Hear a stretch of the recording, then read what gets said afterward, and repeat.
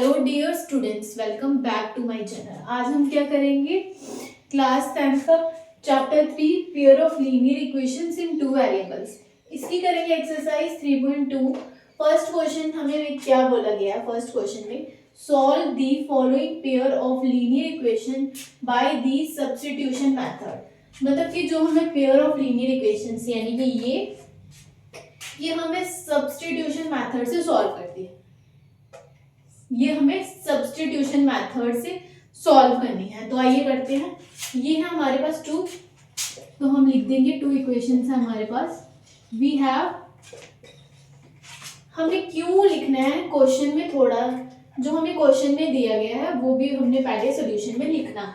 ये क्योंकि presentation exam में मैटर्स करती है।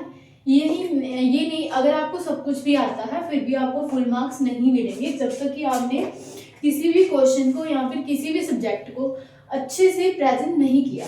तो वो करना भी बहुत ज्यादा इंपॉर्टेंट है, ठीक है।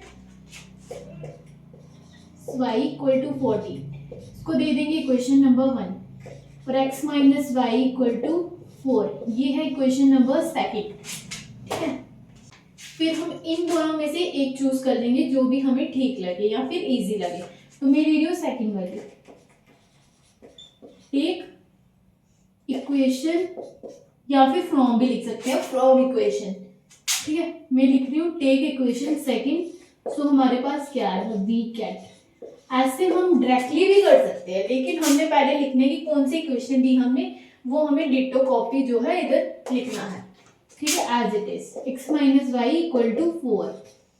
तो इससे हमें एक जो है वेरिएबल वो निकालना है जिसको कि हम आगे जाके पुट कर सके। देखिए मैं बताती हूँ, डोंट वरी एट ऑल। हम इससे x की वैल्यू फाइंड करेंगे, x रहने देंगे एज इट इज। यहाँ पे 4 है, यहाँ पे माइनस का जब दूसरी साइड शिफ्ट तो ये 4 प्लस वाई हमारी x की वैल्यू आ गई, तो ये बनेगी हमारी थर्ड इक्वेशन।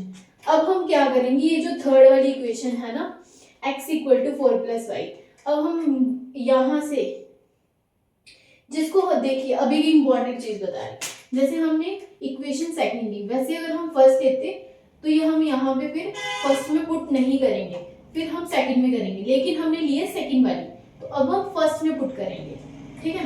हमने सेकंड से ही थर्ड वाली इक्वेशन बनाई है, तो जिससे हमने बनाई है वो अब हम यहाँ पे नहीं ले सकते, हम दूसरी वाली लेंगे जिससे हमने नहीं बनाई है, ठीक। कौन सी वाली लेंगे, फर्स्ट वाली। तो लिख देंगे सब्स्टिट्यूट, देखिए आप पुट भी लिख सकते हैं, substitute the value of x equal to 4 plus y in equation first। तो हमें क्या मिलता है, v कैट। तो फर्स्टली हम क्या करेंगे, डायरेक्टली पुट नहीं कर देंगे। अब ये यहाँ पे जो ये वाली इक्वेशन है जो हम ले रहे हैं फर्स्ट वाली, उसको यहाँ पे लिख देंगे as it is, x plus y equal to 40। अब हम डायरेक्टली ये जो x की वैल्यू है जो हमने सेकंड इक्वेशन से लेके ये जो 4 प्लस वाई है ये यहाँ पे पुट करना है, लेकिन एक चीज को समझिए आप, क्या है वो, ये जो x है, x की जगह पे ये वैल्यू, अब यहाँ पे जो x है ये वाली जो है वैल्यू हमने x की निकाली वो यहाँ पे पुट कर देंगे, तो इसी से हमारी एक वैल्यू आएगी, यानी कि इससे हमारा y निकलेगा। फिर हम y को इसमें लगा के दोनों, हमारा मेन मोटिव क्या है, सब्स्टिट्यूशन मेथड से इस पेयर ऑफ लीनियर इक्वेशन को सॉल्व करना है, यानी कि x और y की वैल्यू हमने निकालनी है, मेन मोटिव वही है हमारा। तो अब हम क्या करेंगे, x की जगह पे 4 प्लस वाई, तो लिख देंगे 4 प्लस वाई इक्वल टू 14। तो 4 तो रहेगा as it is, y plus y कितना हो जाएगा, 2y। देखिए इसके साथ भी 1 है, इसके साथ भी 1 है।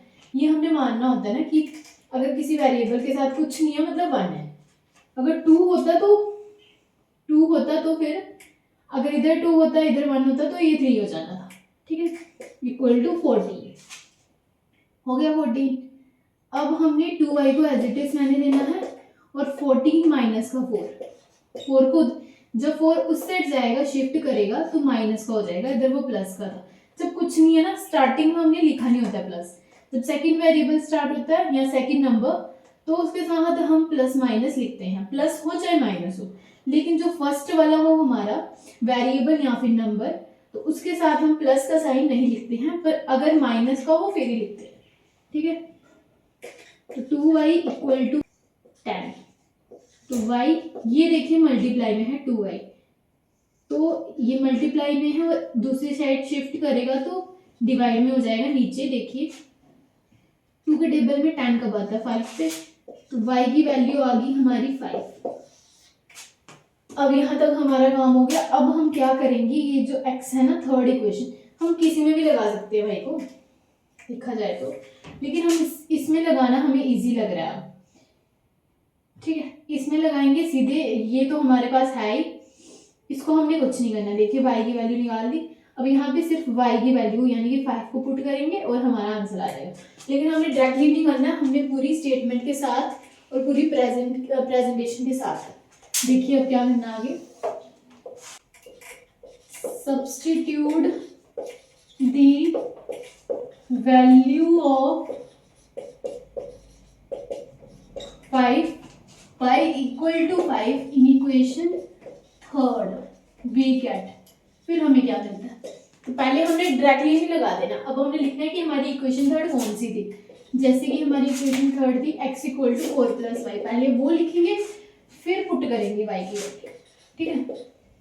4 प्लस, तो y की वैल्यू कितनी आ गई हमारे पास 5, ये हमने लिखी है x इक्वल टू 9, ठीक है।